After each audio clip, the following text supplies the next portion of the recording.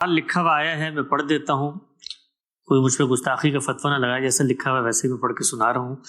انہوں نے لکھا ہے کہ میں جب پہلی دفعہ عمرے کرنے گیا، اور بریکٹ میں لکھا ہے دوستوں کے کہنے پر، تو مجھ سے سب دوستوں نے پوچھا میرا ایکسپیرینس کیسا رہا۔ میں نے ڈر کی وجہ سے کہا بہت اچھا، لیکن در حقیقت مجھے کعبہ اسی طرح لگا جیسے کوئی ہندو ٹیمپل ہوتا ہے، اور آب زمزم بالکل گنگا کا پانی۔ میں اور مجھ جیسے بہت سارے مسلمان دوست اسی کشمکش میں مبتلا ہیں۔ ہم عمرہ کرنے جاتے ہیں، ہمیں کوئی فیلنگ محسوس نہیں ہوتی۔ دوستوں کے کہنے پر جانے کا یہی نتیجہ نکلا۔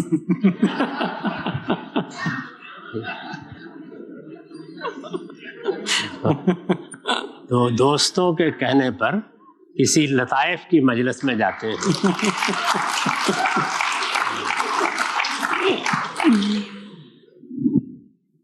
یا یہ ہے کہ گپ شپ کی محفل ہو، کوئی مشاعرہ ہو، ایسی چیزوں میں جاتے ہیں۔ جب آپ وہاں جا رہے تھے تو آپ کو پہلے یہ سمجھنا چاہیے تھا کہ آپ کہاں جا رہے ہیں، اس لیے کہ دین، مذہب، اس میں جو چیزیں کہی جاتی ہیں وہ کوئی بے معنی چیزیں نہیں ہوتی، ان کے پیچھے ایک پورا فلسفہ اور پوری حکمت ہوتی ہے۔ تو سب سے پہلے تو آپ کو یہ جاننا چاہیے تھا کہ بیت اللہ یا کعبہ یہ کیا ہے۔ قرآن نے بتایا ہے کہ یہ مسجد ہے، اس کا نام المسجد الحرام ہے، حرمت والی مسجد، عزت والی مسجد۔ قرآن نے بتایا ہے کہ 3 مسجدیں ہیں جو پیغمبروں نے بنائی ہیں۔ یہ مسجد ابراہیم علیہ السلام نے بنائی، جو دور جدید میں، یعنی ایک پیغمبروں کا دور قدیم ہے، ایک دور جدید، اس کے پہلے پیغمبر تھے۔ ان کے بعد نبوت انہی کی اولاد کے ساتھ خاص کر دی گئی۔ یہ مسجد ان کی بنائی ہوئی ہے۔ جیسی مسجد آپ کے محلے میں ہے، آپ کے شہر میں ہے، یہ مسجد ہے۔ دوسری چیز یہ کہ یہاں جانے کے لیے آپ حج یا عمرہ کرتے ہیں، تو آپ کو یہ معلوم ہونا چاہیے تھا کہ یہ کیا ہے۔ یعنی مسجد ہے، وہاں جائیں گے تو نماز تو پڑھیں گے جس طرح کہ ہم اپنے محلے کی مسجد میں یا اپنے شہر کی مسجد میں پڑھتے ہیں، تو یہ حج اور عمرہ کیا ہے یہ جاننا چاہیے تھا۔ تو اس وقت یہ موقع تو نہیں ہے کہ میں اس کو موضوع بنا کر اس پر ایک لیکچر دوں۔ میری کتابوں میں، تصنیفات میں، گفتگوؤں میں بارہا یہ زیر بحث آ چکا ہے۔ اگر آپ کے پاس موقع ہو تو اس کو سن لیجئے۔ میں بہت مختصر طریقے پر چند لفظوں میں یہ آپ کو بتاتا ہوں کہ تمام عبادات، یعنی ہم دنیا میں جو کچھ بھی دین کے لیے کرتے ہیں اس میں ایک بڑی چیز عبادات ہے۔ ہم نماز پڑھتے ہیں، روزہ رکھتے ہیں، تمام عبادات اللہ تعالیٰ کے ساتھ ہمارے تعلق کا علامتی اظہار ہے، سمبولک ایکسپریشن ہے۔ علامتی اظہار کیا ہوتا ہے؟ مجھے آپ کے ساتھ ملتے وقت خوشی ہوئی، میں اس کا اظہار الفاظ سے بھی کرتا ہوں، میں مصافحہ کر کے، معانقہ کر کے، مسکرا کے، مل کر بھی کرتا ہوں۔ یہ علامتیں ہیں۔ ہماری قوموں نے جھنڈے، ترانے، علامتیں مقرر کی ہوئی ہیں۔ علامت کو عربی زبان میں شعیرہ کہتے ہیں۔ قرآن نے اس کے لیے یہی لفظ استعمال کیا ہے۔ تو اللہ تعالیٰ سامنے نہیں ہے، ہم جا کے اللہ تعالیٰ کے ہاتھ نہیں چوم سکتے، ہم جا کے ان سے معانقہ نہیں کر سکتے۔ تو ان کے ساتھ اپنے تعلق کا اظہار کرنے کے لیے ہمیں علامتوں کا طریقہ اختیار کرنا ہے، یعنی سمبولک طریقہ۔ اللہ سے ہمارے تعلق کی بنیادیں کیا ہیں؟ فلسفیانہ سطح پر 3 بنیادیں، وہ بھی اللہ نے اپنی کتابوں میں خود واضح کر دی ہیں تاکہ لوگ غلطی نہ کھائیں۔ پہلی چیز یہ ہے کہ وہ ہمارا خالق ہے، اس کائنات کا خالق ہے، بڑی عظمت والی ہستی ہے۔ ہم اس کی پرستش کرتے ہیں، یعنی اس کے سامنے عزت اور احترام کے ساتھ اپنا سر جھکانے کے لیے تیار ہو جاتے ہیں۔ یہ پرستش ہے، یہ تعلق کی پہلی بنیاد ہے۔ جیسے ماں کے ساتھ ہم محبت کرتے ہیں، اسی طرح اللہ تعالیٰ کے ساتھ ہمارے تعلق کی پہلی بنیاد پرستش ہے۔ پرستش یعنی اعتراف عظمت۔ اس کے لیے جو چیزیں علامت کی حیثیت رکھتی ہیں وہ سجدہ ہے، وہ رکوع ہے، وہ دوزانو بیٹھنا ہے، اور زبان سے دعا کرنا، مناجات کرنا، تسبیح کرنا، حمد کرنا، یہ پرستش ہے۔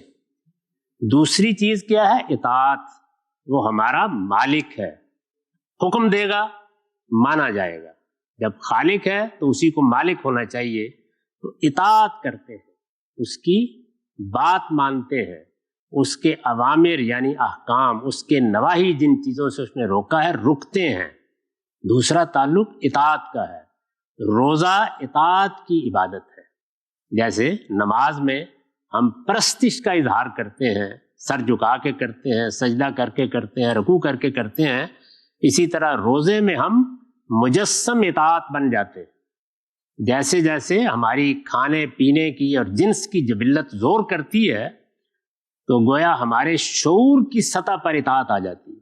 میں نہیں آگے بڑھوں گا، ابھی وقت نہیں ہوا، ابھی اذن نہیں آیا، ابھی اجازت نہیں دی گئی. تو اطاعت کو ایک علامت میں ڈال دیا گیا ہے جو ہمارے پورے وجود کا احاطہ کر لیتی ہے. ہمارا تیسرا تعلق اللہ تعالیٰ کے ساتھ یہ ہے کہ اگر میرا پروردگار کبھی چاہے گا تو میں اپنی جان اور اپنا مال بھی اس کے حضور میں پیش کرنے کے لیے تیار ہو جاؤں گا. اس کو قرآن نے اس طرح بیان کیا ہے کہ ان اللہ اشتری من المؤمنین انفسهم واموالهم بان لهم الجنہ. میں نے اپنے بندوں سے جنت کے معاوضے میں ان کے جان و مال خرید لیے. تو اللہ تعالیٰ کے ساتھ ہمارے تعلق کی تیسری بنیاد جان اور مال کو اس کے حضور میں پیش کر دینا ہے. اس کو دینی اصطلاح میں نظر کہا جاتا ہے. تو 3 تعلقات کی بنیادیں ہیں، پرستش، اطاعت اور نظر. اس نظر کو اب سمبولک تعبیر دینی ہے، ایک علامت کی صورت اختیار کرنا ہے کہ مجھے اپنی جان اور اپنا مال بھی اگر کسی وقت دینا پڑا تو میں اپنے رب کی نظر کر دوں گا. تو جان مال دینے کے مواقع تو زندگی میں کبھی کبھی آئیں گے کہ جان بھی دینی پڑ جائے، مال بھی دینا پڑ جائے، جیسے کہ جہاد کے موقع پر آ جاتے ہیں.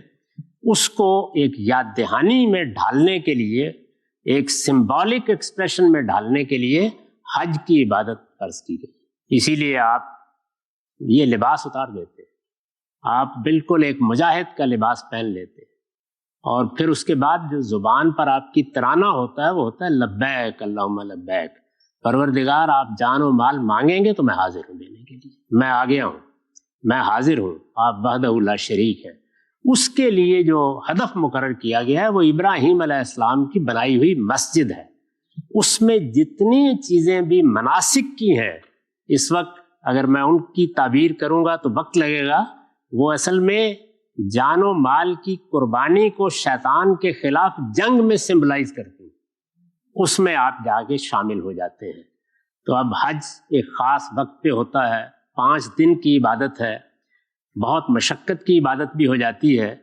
تو عام لوگوں کے لیے اس میں سہولت پیدا کی گئی کہ اگر وہ یہ نہ کر سکیں کسی وجہ سے، یعنی ان کی طاقت نہ ہو، ہمت نہ ہو، ان کے پاس روپیہ نہ ہو، 5 دن کی مشقت نہ اٹھا سکیں تو عمرہ کر لیں.